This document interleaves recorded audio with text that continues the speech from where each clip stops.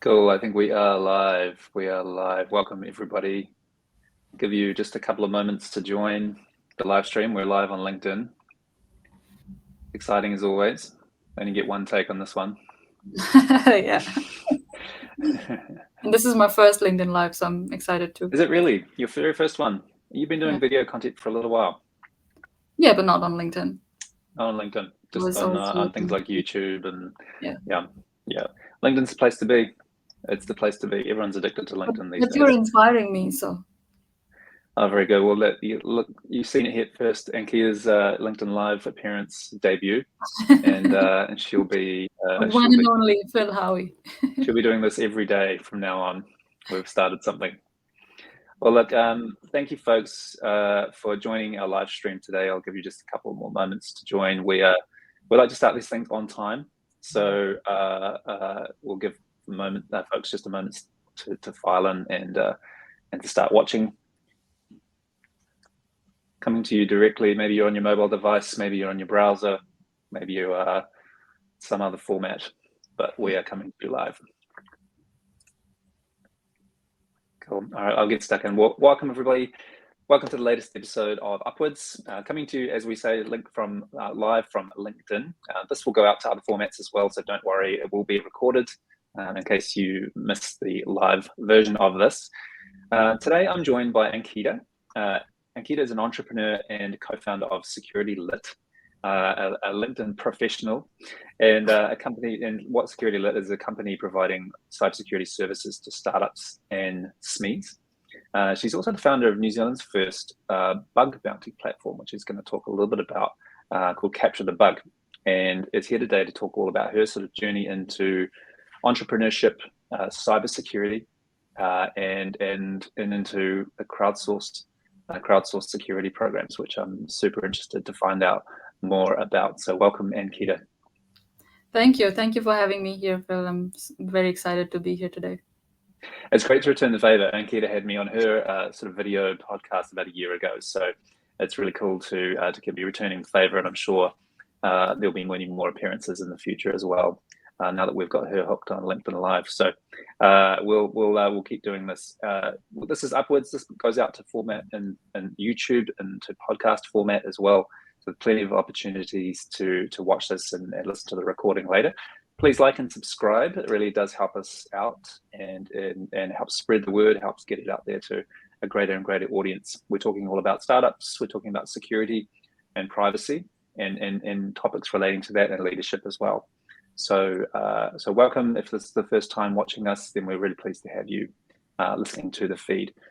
You can ask questions to us as well. If you have a question for Ankita or for myself as you watch this as we go, please leave a comment directly below this live stream feed. We'll actually see that on our end as we're talking and do our best to answer that question. So please leave a comment. Please ask us a question as we go. We'd love to hear from you. And even if it's just what you think of the show. So we appreciate that. Very cool. For those of you who don't know me, my name is Phil. I'm founder and CEO of Omeletly.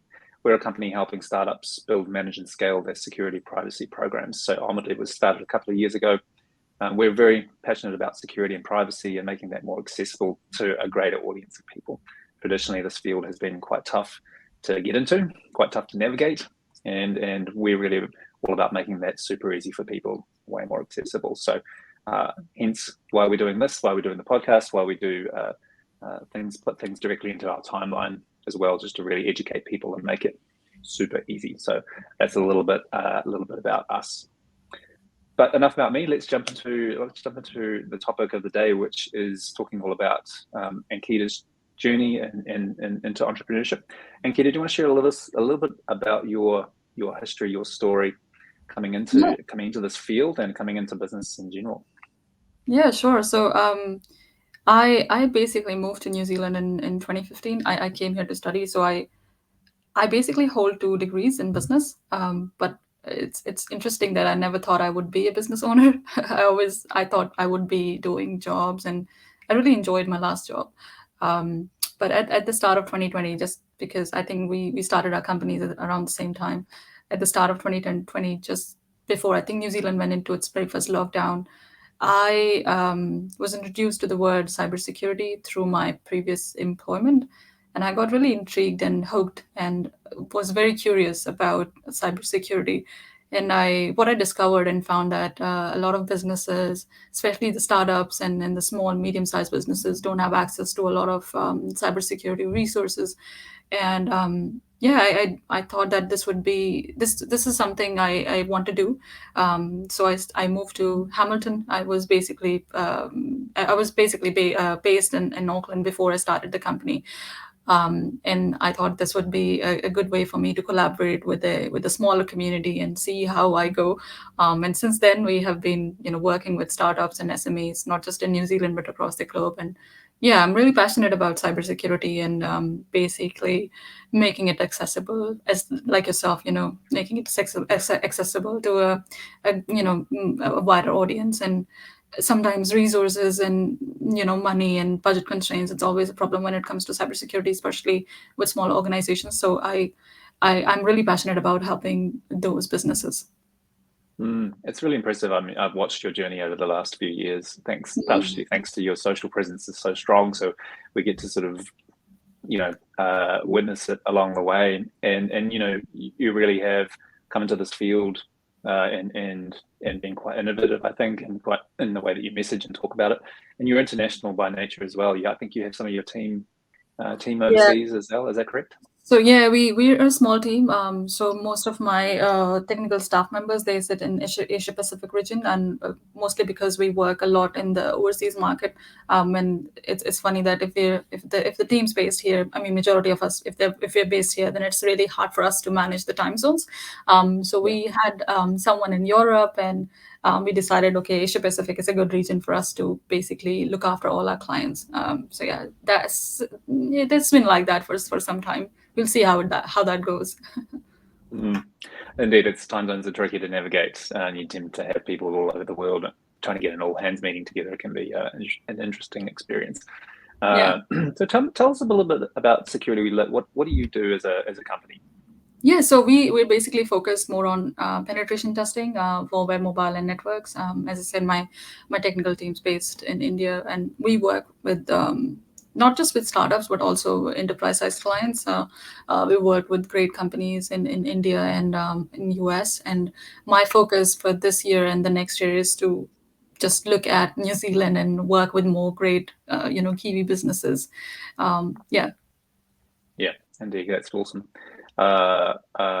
So you founded the cybersecurity company. You've come and you've been here a little while. You're also now looking at crowdsourced security. So tell us what crowdsourced security is. Tell us about that, and then tell us a little bit about your latest venture.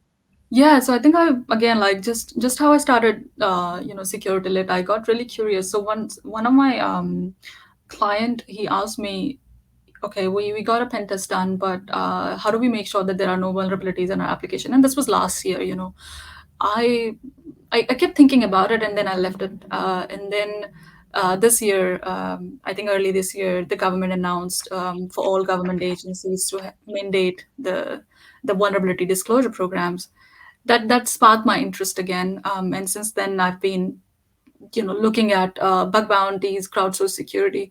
And yeah, so just to answer and aware our audiences what bug bounty is. Basically, it's also called vulnerability disclosure program, and it is a way. So it's a crowdsourcing initiative that rewards individuals to identify and report vulnerabilities in your application. So that's what bug bounties means, if you're not aware of the term. It's a fairly new concept in New Zealand, but yeah, I'm really passionate and excited about this. So vulnerability disclosure, how are these working currently? I guess they might be a little bit new to New Zealand companies perhaps, but how do they work? How are other companies perhaps overseas doing them?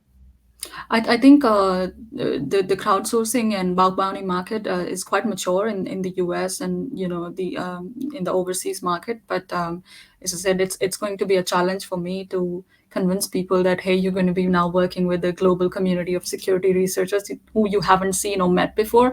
But I like good challenges. But I see a lot of value in this. not just because it's a good way of doing it, but also because like we're seeing increasing number of cyber attacks. We're seeing the way we're developing applications. We're seeing more and more complex applications being developed.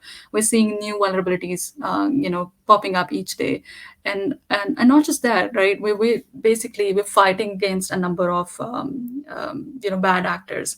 And even if a company is big, you will not have hundreds of employees just focused on cybersecurity. The number will always be less. So I think having these global community of security researchers by our side make us more capable of fighting against the bad actors. So can you tell us a little bit about how the business model works there? So you've got this team of researchers and security professionals essentially who can work with you and work on your behalf. How does the business model work? How does it actually function? It's not quite like that. So for capture the bug, we have seen interest from at least 200 plus security researchers. Most of them are based in New Zealand, India, and US, and we're seeing a lot of interest from other countries as well. So these people will not be employed by capture the bug, but they will be ID verified and vetted by our partners to make sure that we know who these people are, and this also gives confidence to the businesses who wants to adopt this new model of crowdsource security initiative. So I think I personally see a lot of value in it, but as I said, like it's going to be a challenge for me to convince that, hey, this is a good thing for you to adopt. So it might seem obvious, but why should I'm a New Zealand company. Let's say I'm a successful business at some level. What's your pitch? Why do I need a bug bounty program of my own? Yeah, as I said, we're seeing increasing number of cyber attacks. We're seeing complex applications built each day, and we're in an era where we're seeing a lack of cybersecurity professionals. I think every business that has a mature cybersecurity posture, they will be going through a penetration test they will be going through a penetration test maybe once a year, twice a year, or even 4 times a year. But I'm talking about the times when they're not having that test, right? There's always a high chance that there is a vulnerability in your application, and that could be exploited by a bad actor before you're due for the next pen test. Or there could be a chance where there is already a vulnerability in your application that could have been slipped through the pen test team or the development teams, or maybe through I don't know, like pushing a latest update or release when you're releasing your application. So I think having a bug bounty program just gives you that assurance that these pool of security researchers will be constantly looking at your application and reporting these vulnerabilities to you. But I think that's the value, because you cannot just rely on pen test. You need that extra layer of security on top of that. Now, the way a bug bounty works, correct me if I'm wrong, is that you sort of set a price for disclosures to your product. Can you talk a little bit about that, how that kind of works, that element of it? Because obviously it costs businesses if a vulnerability is disclosed or found, then they sort of pay for that to the platform or / to the researcher. Talk about kind of the economics of that. Like, how much does that cost? Can I have lower levels? Maybe there's higher levels for bigger, more drastic vulnerabilities. Can you talk a little bit about that? Yeah, sure. So I think there are 2 types of programs. One is a vulnerability disclosure program, and one is a bug bounty program. With a vulnerability disclosure program, there is no requirement for a business to pay for a vulnerability. However, you can always, I personally feel that if someone is reporting a vulnerability in your application, that there must be a way for appreciating their work. It could be in a form of just saying thank you, or having them on your website in the Hall of Fame, or basically some sort of recommendation letter, or whatever you could do as an organization. And the other way is bug bounty program, where you basically say to these researchers, hey, if you find a critical level vulnerability, so say if you found a SQL injection or an XSS in my application, we're going to give you $1,000, right? And for a low level vulnerability, you can even give like $200. It depends on the budget, the size, and the impact that vulnerability causes to your application. But there are no hard and fast rules to that, oh, you need to pay $10,000 for this particular vulnerability, and like $500 for this vulnerability. It depends on your business and the risk appetite that you have. What's the biggest one you've seen? I've seen XSS and SQL injection. I think Google recently has changed their reward for the XSS. They recently were paying, I think, $3,000 something for an XSS. Now they're paying $10,000. So I'm sure they're seeing some value in it. So yeah. So obviously, with the higher amount, the more incentive you're giving people to find what are actually quite critical vulnerabilities. I mean, that's very much in the top 10, things like XSS and things like that. So you want to know about those as a company, right? Yeah. I mean, for me personally, if someone is reporting an XSS to my application, I need to know, I know that it could lead to a data breach or, confidential information leak or, reputation loss. And that this is of great value to me. And if I think that I can, patch an XSS if someone has reported to me and I can give them $5,000, I think giving that $5,000 is not it's not expensive as compared to the data breach that we've seen in the case of Optus. So yeah. Interesting. Yeah. So this kind of vulnerability disclosure, I guess, has been happening unofficially, for a long time. People emailing in from the public, sometimes with good intentions, sometimes perhaps with mixed intentions. Can you talk a little bit about how this can be abused? Because I've heard of reports of people just running automated scans across somebody's application saying, here, I found some generic vulnerability in your application. Can I have some money, please? And how this this can kind of, and people just get sort of bombarded by these requests. Can you tell us a little bit about how this sometimes gets abused and how that can be, that sort of thing can be minimalized?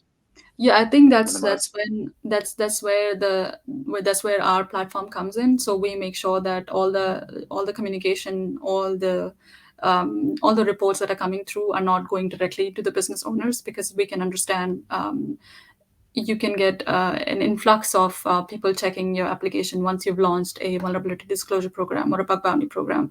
But if you have a vulnerability disclosure program and someone is reaching out to you and asking for money, I think if it's not in the scope, so for example, there is a vulnerability, it is not in the scope of your program, you can always reach out to the hacker and say that we're not going to be paying for this because it is out of the scope. If you do not have any such program, then in most of the situations, I don't think security researchers report vulnerabilities because they see that there could be a legal implication to them if the company doesn't have a vulnerability disclosure program. But in case you have one and you are getting bombarded with emails and people reporting vulnerabilities, I think a good way to assess is what is the impact this vulnerability is causing to your application. If you see value in it, then you can reach out to the hacker and communicate and handle that. But if not, then I think saying no would be a good way to do that. But yeah, it's in my opinion. I think if someone is reaching out to me saying, "Hey, security-led website has a critical level vulnerability," I'll make sure that I have looked into it and I see that yes, it's a valid vulnerability. Then it's up to me if I want to patch it. If I don't want to patch it, because it's a business decision, right? So I think it depends on the business and the business owner, how they want to communicate and handle their communication with the researchers.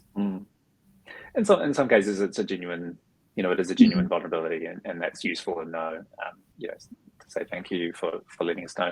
Other times it's not. I suppose a bug bounty platform could help, like you say, filter out some of the noise there and create some more rules of engagement around that. So perhaps one of the benefits of having a bug bounty platform is actually give people the rules of engagement rather than, just having nothing to kind of go Yeah, on. it also In that gives sense. you it also gives the business an exposure, right? You're also showcasing to your community, to your customers that hey, we take cybersecurity seriously, and you're having, for example, if tomorrow a company decides to host their vulnerability disclosure program or a bug bounty program on our platform, then it's just not limited on their website. Like a lot of researchers would type in VDP and they will see a list of businesses.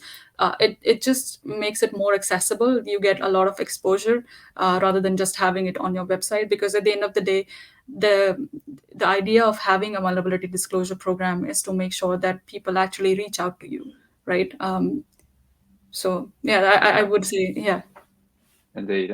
Oh, that's exciting. So I mean, can you tell us a little bit about capture the bug? Where is that at now? When is that sort of going live? Can you share any details on that? Yeah, sure. So we are basically going to be launching the beta version before end of this year. We're aiming for early November. So yeah, it's October now. So next month, we have got good interest from both security researchers community and also from business owners who are really excited to see that they're going to be introduced to this new bug bounty platform in New Zealand. But on the other hand, we also have our own challenges of doing this, because people are not aware of this. People are seeing this as a new technology, which it's not. Like, businesses in overseas have been running bug bounty programs for 10 years now. I think US defense has been running it for over a decade. And I was looking at their vulnerability reports. I think this year, the hackers reported more than 300 vulnerabilities in U.S. defense system, and to me, that's a success, right? Because I think they have all the money in the world to spend on cybersecurity. They have all, good pen testing vendors. They have all the resources that they could to make sure that there are no vulnerabilities. But even having that, security researchers community found 300 plus actionable vulnerabilities. So I think having a platform like this will help a lot of businesses here in New Zealand.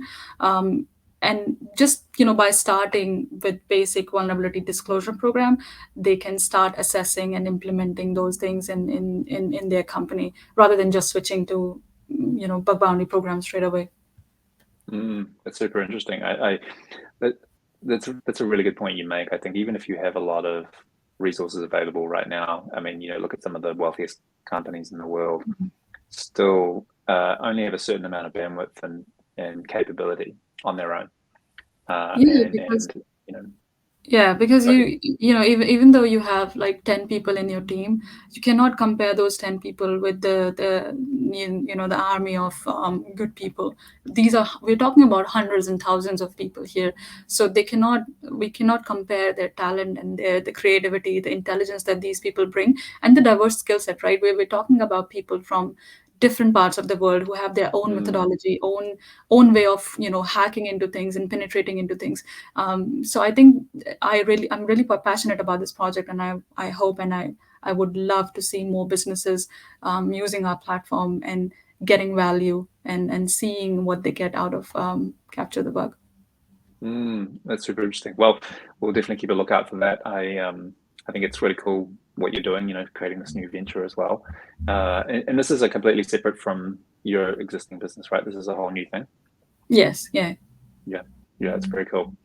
Well done on that. We'll have to look into a little bit closer for us, certainly here as well.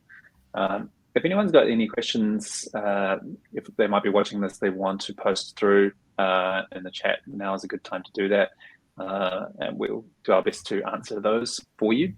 And Ankita will also, we can also follow up after this this live stream and get back to you with any answers there as well. Yeah, feel free to, even if you can see me, if you know my handle, feel free to reach out to me if you have any questions about bug bounty, crowdsourced security, how this can be helpful, and if you have any questions, which I'm sure you will have, I'm more than happy to answer any questions. Ankita responds very, very quickly on LinkedIn. So if you, I know from experience, so if you send her a message, she'll get back to you in no time, I'm sure.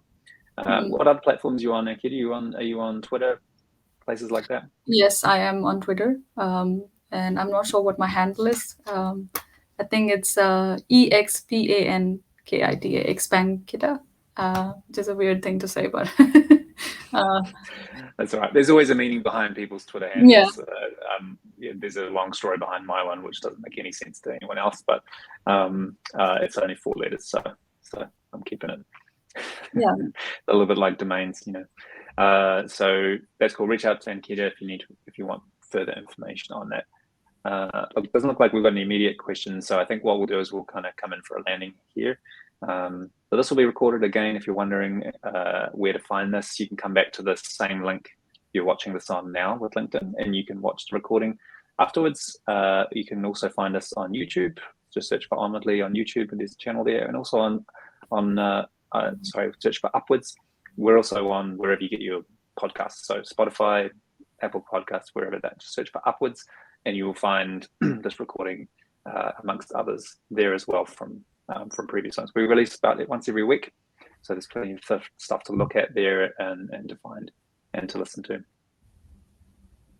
Thank you. Cool. All right. With that, I think we will wrap it. No, we've got one question coming in just here, just in the next time from Peter. Peter says Google's bug bounty has an open scope for 100 million plays, but how many Australian, New Zealand apps are hitting that threshold? It seems like that's a high bar. I didn't understand quite what that means? Yeah, I didn't quite get that question. Peter's saying Google's bug bounty has an open scope for 100 million plays. Mm-hmm. But how many Australia and New Zealand apps are hitting that threshold? It seems like that's a high bar. Well, New Zealand, I would say Australia, New Zealand is a very, very small country, but I think but what we've seen in during the COVID times, right? We were one of the targets, and I think when I was doing my research, I found that Buckcrowd also made it free for all the government agencies to use their platform for 90 days. So I'm doing this because I know that we will be we're living in a world where we will be targeted every time, and I see there is a lot of innovation happening in New Zealand. Although we are small, but we do have critical infrastructure here, and we can't compare ourselves with the Google and the US and other countries. We're talking about big economies, but we need to make sure that we are protected, and this is my way of doing it. I don't know if I answered his question. But yeah, I think comparing ourselves with Australia or other countries would not be a good comparison. Right. If you want further clarification on that, Peter, thanks for the question, by the way. Then please reach out and we'll do our best. I think this is new to New Zealand, so apps that have 100 million plays. So I think that's probably a good point to make, is that we're just beginning this. The threshold's probably going to be quite a lot lower for us. Yeah, as we kind of come into the space and build up from there, for sure. well, but like as I said, US defense, but we have ministries, we have our own government infrastructure, and we have big companies like Vector and all the businesses like Fonterra, and so we have critical infrastructure here, and we want to make sure that that's protected. NZX was one of the biggest attacks that we had. Optus in Australia, I think, I'm not sure if you've read about it, but the hacker said this could have been avoided if the Optus had a way for them to report vulnerabilities. And I think that is the starting point. Like, this is a starting point for us, where we are educating people that start with a vulnerability disclosure program. It just gives you a lot more confidence that, yeah, we have something in place, and now we can, if someone wants to report a vulnerability, this is the way to do it. Can you just touch really briefly on what you mentioned right at the beginning? There was some legislation that had changed for government organizations in New Zealand. Yeah, so can you just touch on that briefly? Yeah, it's a GCSB, Government Communication Security Bureau. This year in February, I'm assuming, they announced all government agencies to now have, they have mandated it to have a vulnerability disclosure program. And that's when I decided, okay, let's do this, because now the government has mandated. And I think for businesses, it's also, it's not mandatory, but I think it's it's a good thing if we have it. If you're a big organization or an organization with critical applications, and you think that there could be a chance that there is a vulnerability in your application, I think starting with a vulnerability disclosure program would be a good way to do it. Cool. Very cool. Okay, well, look, we're coming into sort of half an hour here, folks. So I think we'll wrap it up there. Thank you, Ankita, again for coming on the show, for sharing with us your journey and all about bug bounty programs and what you're doing here in New Zealand with your latest effort. Really exciting to see that unfold and see that go into beta later in the year. Really, really cool. So well done and congratulations on that.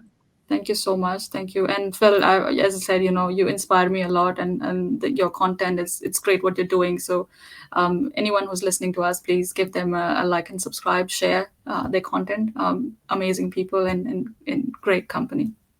Oh, look, it's all good to be part of the local community here. We're all doing our piece. So thank you for that. And hopefully you've learned something today, taken something away from this. And we'll talk to you again next week. Every week we're here. So, thank you. Have a good day. Thanks a lot. Bye. Thanks, everyone.